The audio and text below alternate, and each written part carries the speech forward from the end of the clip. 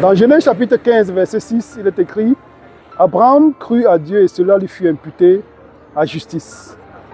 Et aussi, il est écrit dans Romains chapitre 4 qu'Abraham crut et cela lui fut imputé à justice. Qui sont ceux qui entreront dans la nouvelle Jérusalem? Ce sont ceux aussi qui seront justifiés par la foi de même qu'Abraham, parce que ces personnes seront les fils d'Abraham, de la postérité d'Abraham, selon Jésus-Christ, ou en Jésus-Christ comme il est écrit dans Galates, chapitre 3, verset 29.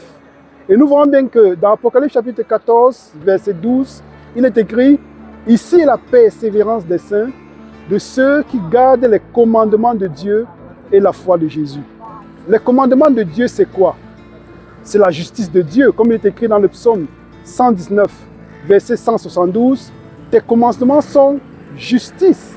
Et comme il est écrit aussi dans Deutéronome chapitre 6, verset 25, tes commandements sont justice. Donc nous voyons bien que le peuple qui se trouve dans Apocalypse chapitre 14, verset 12, sont bien justifiés par la foi. Parce il est bien dit, c'est ici la persévérance des saints qui gardent les commandements de Dieu qui représentent sa justice, la justice de Dieu et la foi de Jésus. Donc ils sont justifiés par la foi.